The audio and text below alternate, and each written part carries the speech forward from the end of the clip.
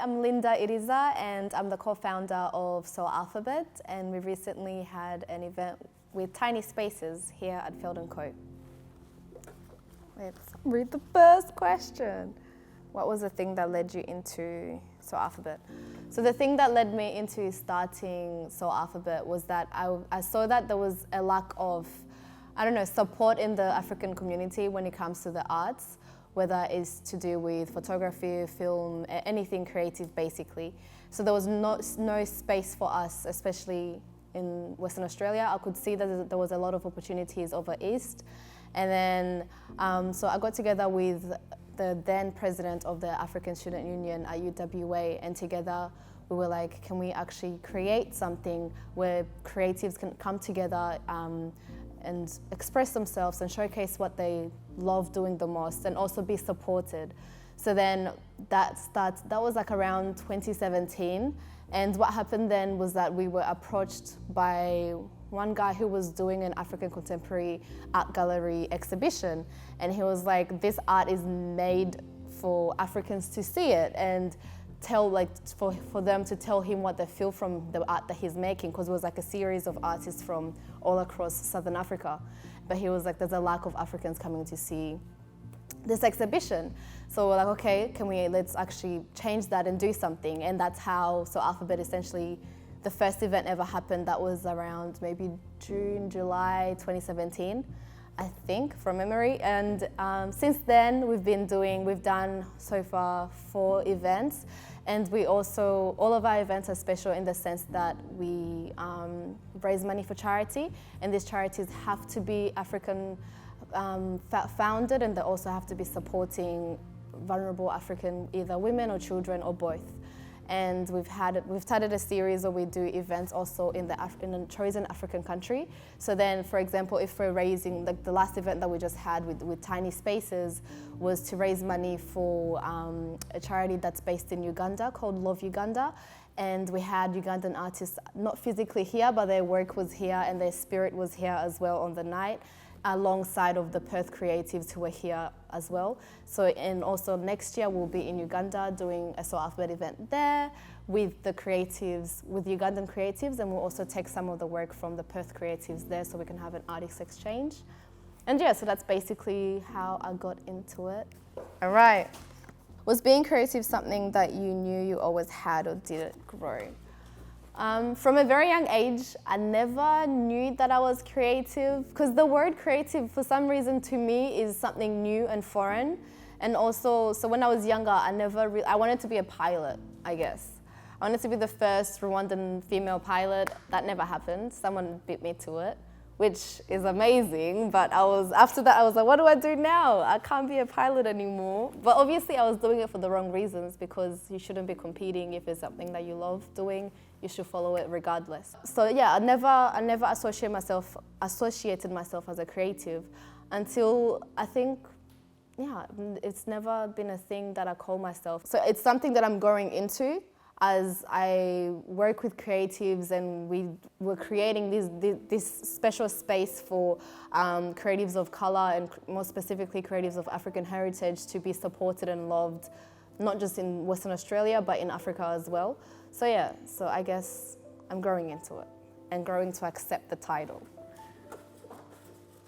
And then, what or who pushed you to not be afraid of failure?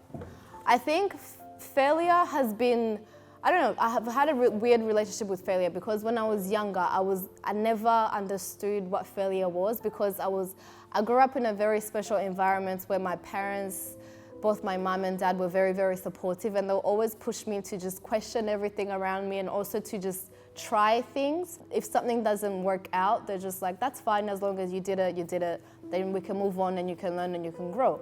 So from a very young age, I've had that within me, and that's why I've never been afraid to do things and to follow my heart and start things. But I guess as now, because I'm now 21, sometimes there's just things where, in terms of the environment that you're in terms of the things that you see or things that you basically take in, sometimes that can push you to question and be scared of failing, because you're looking at other people's success and you're like, why doesn't my success look like their success? even though for a long time I've been defining my own success, which is just if something I'm doing is making me happy and I can impact people's lives positively, that's successful, regardless whether there's no money amount onto it. So then I think sometimes I have to take a back seat and just be like, why are you feeling as if you're a failure and you've never felt like this before? And that's usually just because I'm comparing myself to other people, which you shouldn't be doing. Yeah, so thank you to my parents. Yeah. Next. How does your work comment on current social or political issues? I guess the work that we do at Soul Alphabet really comments on our current social issues, especially not just let's start with Australia first. The current social environment in Australia for a lot of African youth is that Australia is meant, and also for a lot of just youth who from diverse background, is that Australia is meant to be this almost perfect place where you are welcomed because everyone is different and multicultural and it's accepted. But that's not necessarily the reality of many people. There's a lot of moments, where you feel like you're foreign and you feel like you're not accepted, you feel like you're alone, and yes, everyone feels that, but I think when you're coming from a background that's quite different from the everyday Australian, that sense is really amplified to a new level.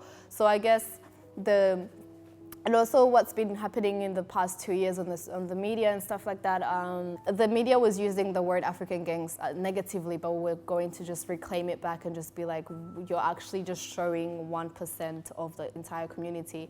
And those kids are doing certain things because they don't have jobs, they don't have this, they don't have certain things to actually help them as support systems that can help them become better.